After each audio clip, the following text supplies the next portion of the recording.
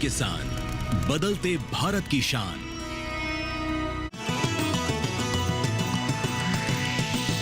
DD किसान, बदलते भारत की शान।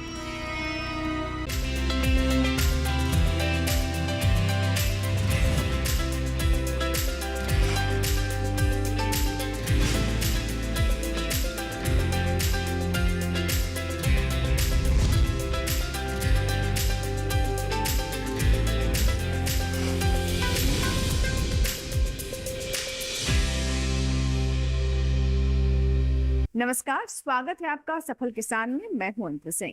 सफल किसान एक ऐसा कार्यक्रम है जो कि उन किसानों को मंच देता है जिन्होंने कृषि के क्षेत्र में अपनी मेहनत, लगन, इच्छा शक्ति और परिश्रम के बल पर पहचान बनाई है। इन किसानों ने अपने लिए तो नए अवसर पैदा किए ही हैं, अन्य किसानों को भी राह दिखाई है। ये किसान कृषि स्टार्टअप, पशुपालन और कृषि में नए नए प्रयोग करने के लिए जाने जाते हैं। आज की सफल किसान की कहानी बहुत खास है। ये कहानी है राजधानी दिल्ली से सटे मलिकपुर गांव की अनीता डागर की, जो कि एक अच्छी खासी नौकरी करती थी, लेकिन इन्होंने नौकरी छोड़कर जैविक खेती करने का मन बनाया और इस राह पर 2019 में उन्होंने पहला कदम आगे बढ़ाया। आज के समय में बहुत सारी अन्य महिलाओं को भी वो रोजगार दे रही हैं, साथ ही साथ तरक्की की राह पर काफी तेजी से आगे बढ़ रही हैं। आइए देखते हैं उनकी सफलता की कहानी।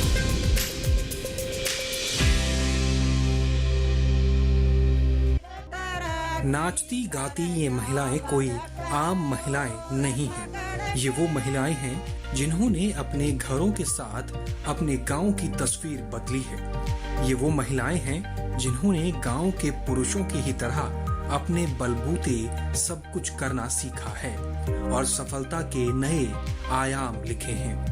इन सबके लिए राह तलाशने का काम किया अनीता डागर ने, जिन्होंने जैविक खेती की शुरुआत कर एक स्टार्टअप खड़ा कर दिया, जिसमें गांव की करीब 200 महिलाएं उनके साथ जुड़ी हैं। ऐसा कर वो महिला सशक्तिकरण को भी बढ़ावा दे रही हैं। गांव की सैकड़ों महिलाओं को रोजगार भी मिल रहा है, साथ ही गांव की जीवन शैली को भी प्राकृतिक बनाने में मदद मिल रही है। कैसे हुई इसकी शुरुआत और कहां से मिली प्रेरणा, जानने की कोशिश करते हैं अनीता डागर की जुबानी। मैं और मेरा परिवार मिलकर जैविक और प्राकृतिक खेती कर रहे हैं सन 2019 से।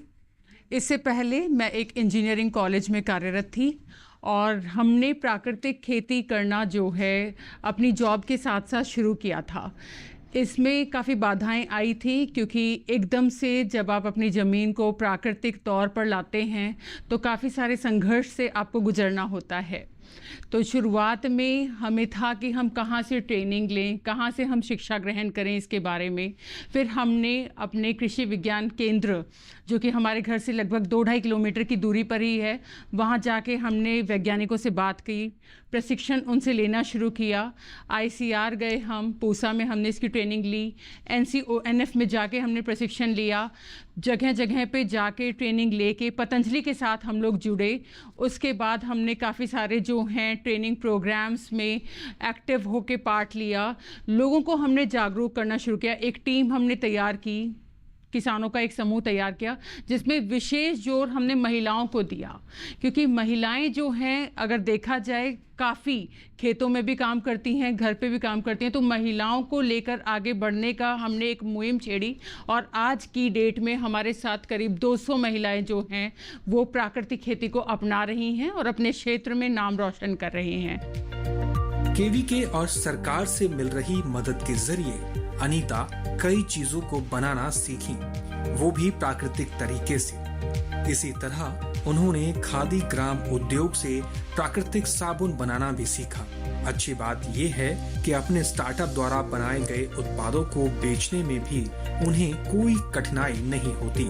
राजधानी दिल्ली के पास गांव होने के चलते ये भी आसानी से हो जाता है। अनीता ने खादी ग्राम उद्योग से प्राकृतिक साबुन बनाने की ट्रेनिंग लेने के बाद गांव की अन्य महिलाओं को भी इसकी जानकारी दी, जिसके लिए उन्होंने कोई शुल्क नहीं लिया और आज गांव की महिलाएं आत्मनिर्भर होकर महिला सशक्तिकरण को भी बढ़ावा दे रही हैं। हम लोग प्राकृतिक और जैविक खेती करते हैं, तो हमारी हमेशा कोशिश ये रहती है कि हम लोग प्राकृतिक चीज़ों को ही अपनाएं और अपने जीवन शैली में भी उनका इस्तेमाल करें। मैंने साबुन बनाना सीखा था ग्राम उद्योग, खादी ग्राम उद्योग से, जो कि गांधी दर्शन पर है। वहाँ से प्रशिक्षण लेने के बाद मैंने यहाँ आकर सबसे पहले खुद अपने गांव में लोगों को बुलाया, महिलाओं को, और उन्हें प्रशिक्षण दिया, जिसके लिए मैंने कोई शुल्क वगैरह कुछ नहीं लिया। और अब आज हमारे गांव में करीब 15-20 महिलाएं हैं जो स्वरोजगार कर रही हैं साबुन बनाकर, और दूर दूर तक उनके साबुन जो हैं, मार्केट इतनी बड़ी है प्राकृतिक साबुन को लेकर कि किसी को भी संघर्ष नहीं करना पड़ रहा और ना कहीं उन्हें दूर जाने की ज़रूरत पड़ती। घर से ही उनके साबुन जो हैं लोग ले लेते हैं।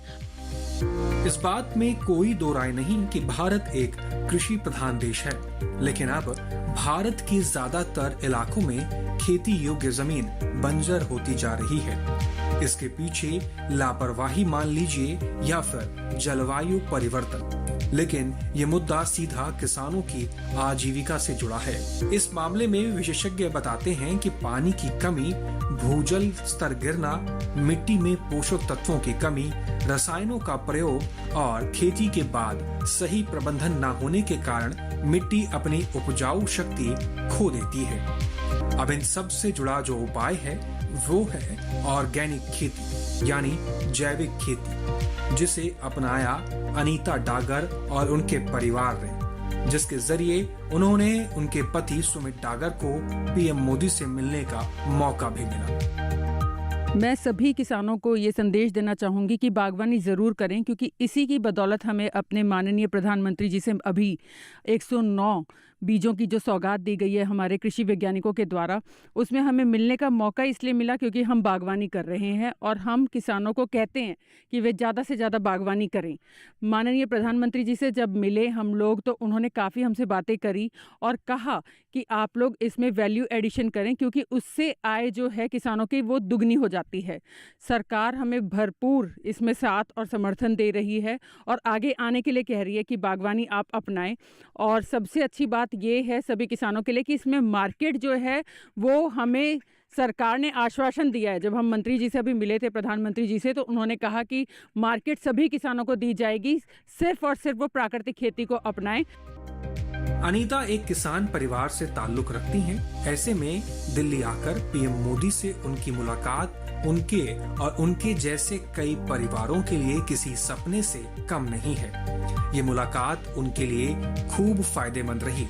ऐसा इसलिए क्योंकि यहाँ आकर एक तो वो देश के प्रधानमंत्री से आमने सामने मिल पाई और दूसरा ये कि उन्हें यहाँ आकर नई जानकारियाँ भी मिली।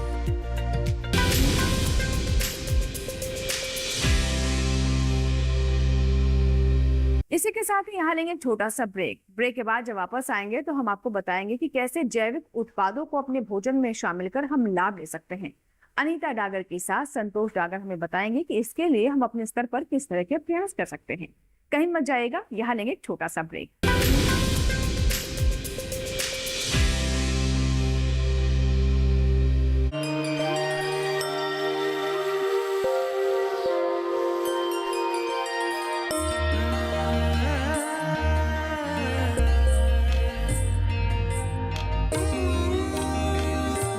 उम्मीदों का अगला पड़ाव है ये।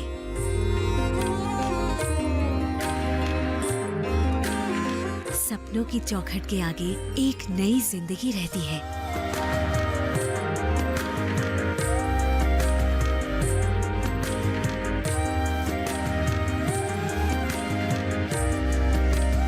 ये है नया भारत।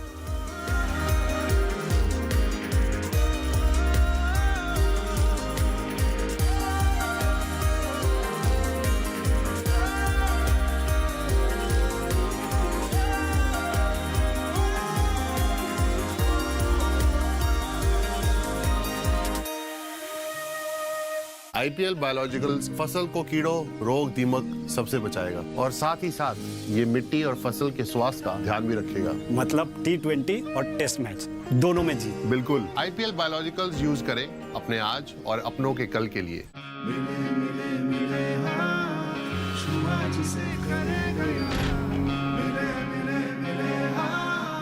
पूछूं आज से करे गया, ओढ़ेंगे मुस्कान गली गली कोना कोना, देश की धरती फिर उगलेगी सोना। हम यूं ही मिलकर इस नए भारत में 4 चांद लगाते रहेंगे, बस एक नए नाम के साथ और आपके भरोसे के साथ। L&T स्विचगियर बिजनेस अब बन गया है लॉरेट्स नुत्सन।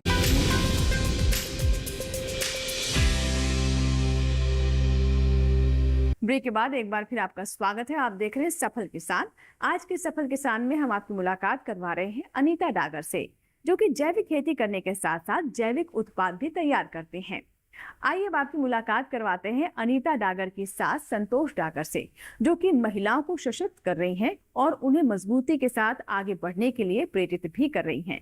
कहते हैं कि अगर परिवार का साथ मिल जाए तो कोई भी संघर्ष नहीं रह जाता और मंजिल बहुत आसानी से मिल जाती है। तो आइए देखते हैं आगे की कहानी।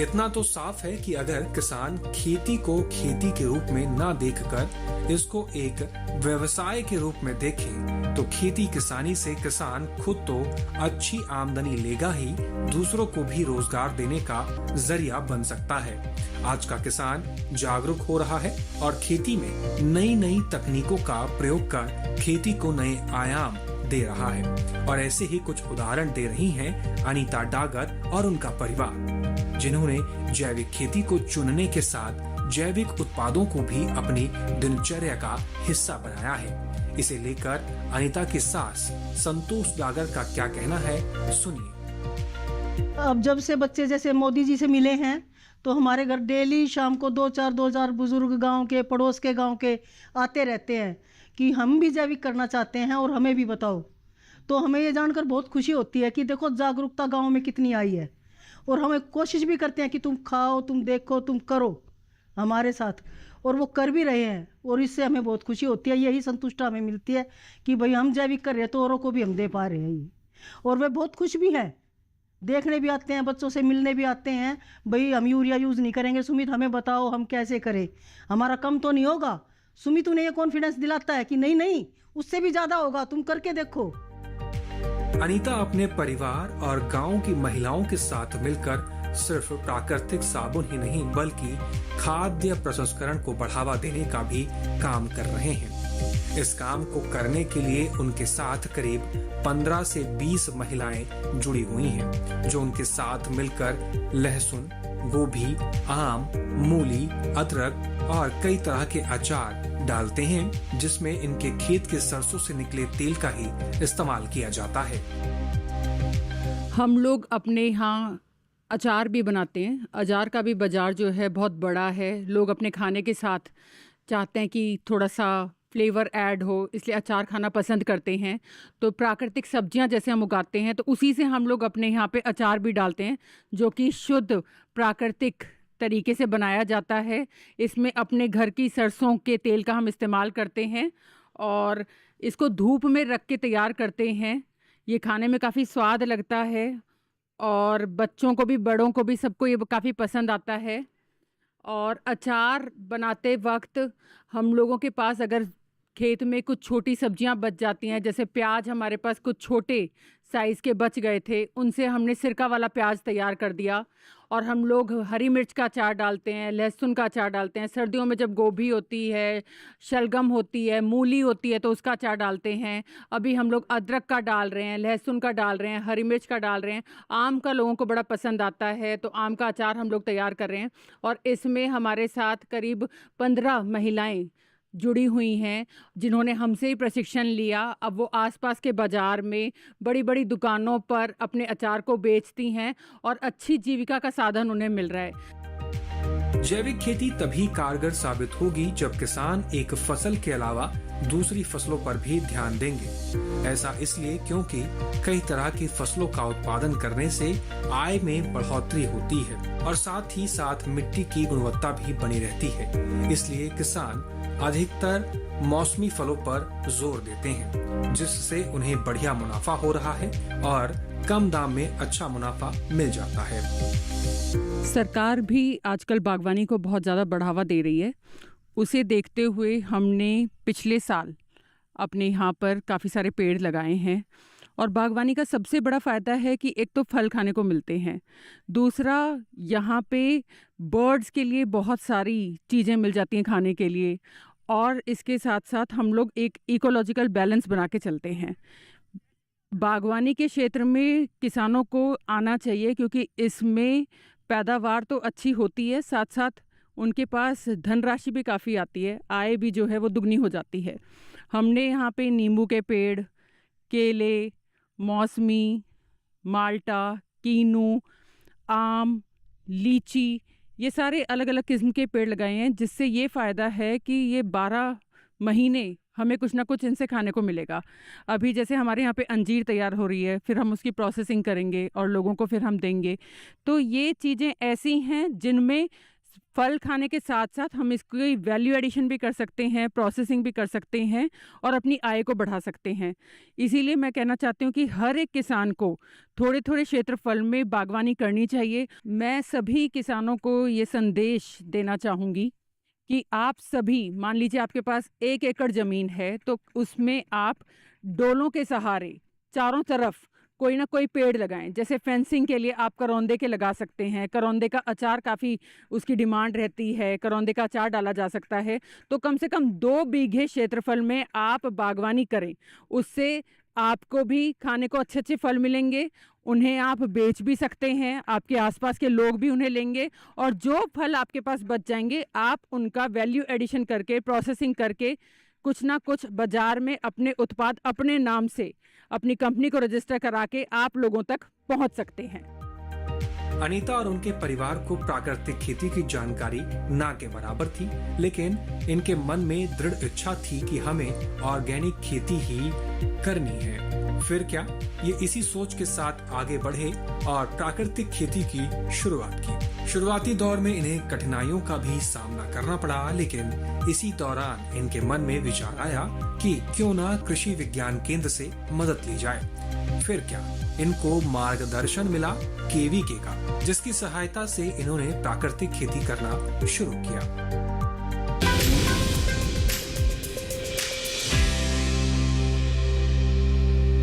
इसी के साथ ही यहाँ वक्त है एक और छोटे से ब्रेक का, लेकिन ब्रेक के बाद जब वापस आएंगे तो हम आपको बताएंगे कि कैसे ग्रामीण क्षेत्रों में कृषि विज्ञान केंद्र किसी वरदान से कम नहीं है और किसानों का वो सही मार्गदर्शन कर रहे हैं।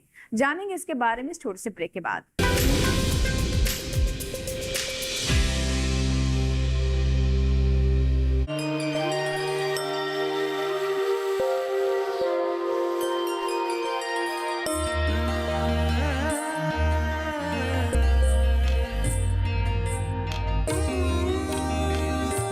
उम्मीदों का अगला पड़ाव है ये।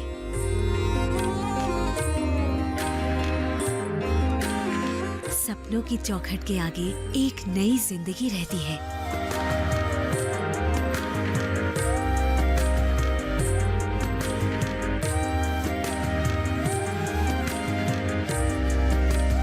ये है नया भारत।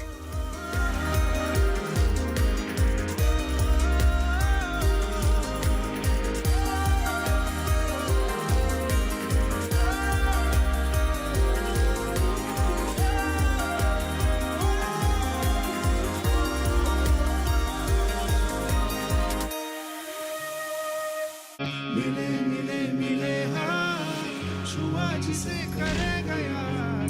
मिले मिले मिले हाँ। हम यूं ही मिलकर इस नए भारत में 4 चांद लगाते रहेंगे, बस एक नए नाम के साथ और आपके भरोसे के साथ। L&T स्विच गियर बिजनेस अब बन गया है लॉरेट्स नुत्सन। आईपीएल बायोलॉजिकल्स फसल को कीड़ों, रोग, दीमक सबसे बचाएगा और साथ ही साथ ये मिट्टी और फसल के स्वास्थ्य का ध्यान भी रखेगा। मतलब T20 और टेस्ट मैच दोनों में जीत। बिल्कुल, आईपीएल बायोलॉजिकल्स यूज करें अपने आज और अपनों के कल के लिए।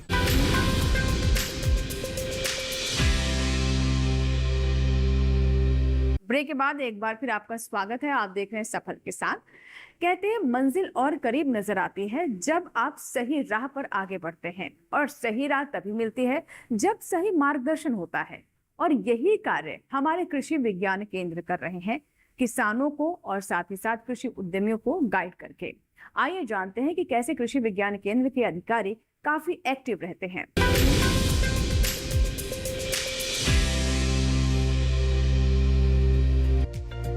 कृषि विज्ञान केंद्र किसानों के लिए किसी वरदान से कम नहीं, क्योंकि इन्हीं की मदद से किसान कृषि संबंधी वैज्ञानिक गतिविधियों से जुड़ पाते हैं। कृषि को बढ़ावा देने के लिए देश के हर ग्रामीण जिले में कृषि विज्ञान केंद्र बनाए गए हैं, जो किसानों को स्थानीय भाषा में खेती बाड़ी के हर पहलू के साथ साथ आवश्यक प्रशिक्षण देने का काम करते हैं। अनीता और उनके परिवार को भी केवीके की मदद से ही सही राह मिली।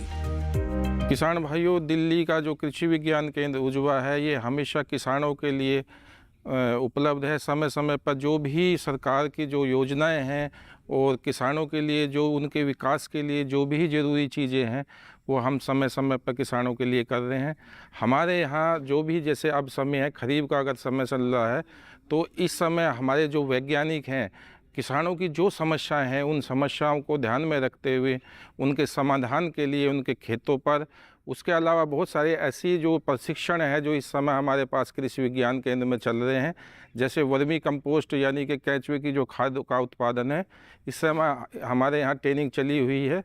साथ ही साथ दूसरी जो प्रशिक्षण है, चाहे वो आपके मशरूम से संबंधित हो या मधुमक्खी पालन से संबंधित हो या गार्डनिंग से संबंधित हो या फिर जो है आपकी पोल्ट्री हो, पिगरी हो या डेयरी हो या फूड प्रोसेसिंग या वैल्यू एडिशन पर हो, हमारे यहाँ पूरे साल जो है प्रशिक्षण चलते रहते हैं।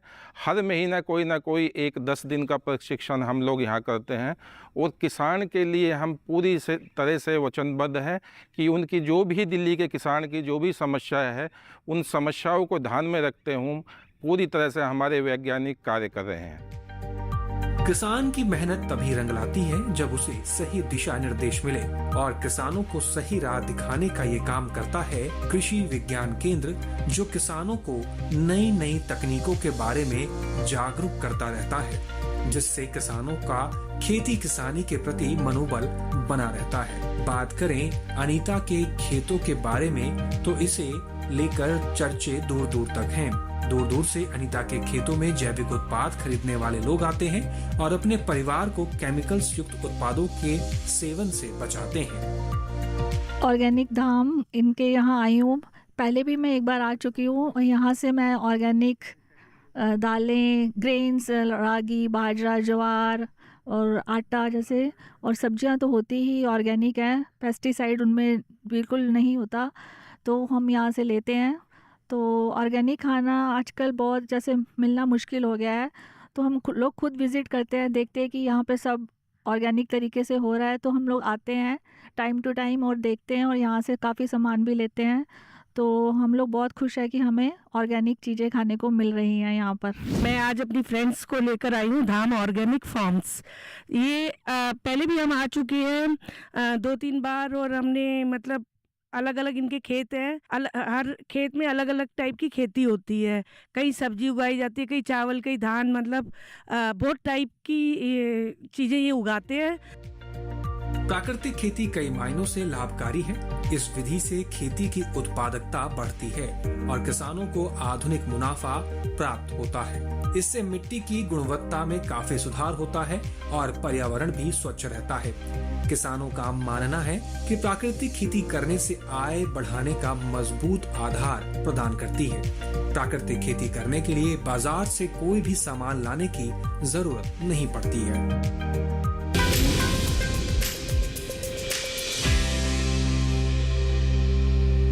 तो ये था हमारा आज का सफल किसान, जिसमें हमने आपकी मुलाकात करवाई अनीता डागर से। देखा आपने कि कैसे 2019 से उनका सफर शुरू हुआ था और आज वो कामयाबी की सीढ़ियां चढ़ती जा रही हैं। हमें पूरी उम्मीद है कि आज की इस कहानी को देखकर आप भी जरूर अपने जीवन में कुछ ना कुछ प्रेरणा लेंगे।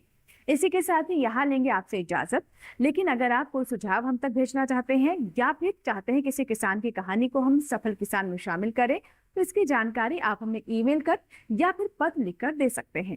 हमारा ईमेल आईडी है safalkisan@gmail.com। पत्र लिखने के लिए हमारा पता नोट कर लें। सफल किसान, कमरा नंबर 77, CPC, दूरदर्शन, खेलगांव, नई दिल्ली 110049।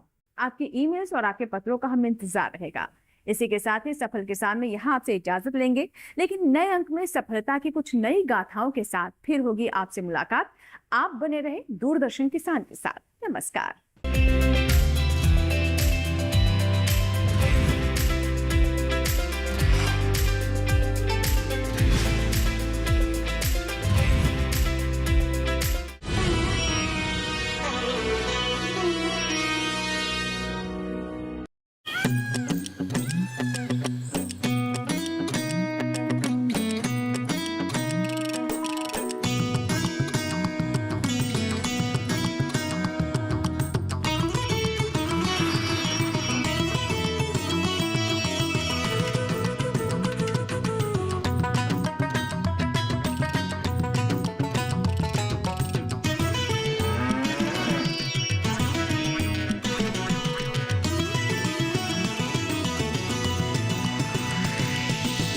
डीडी किसान, बदलते भारत की शान।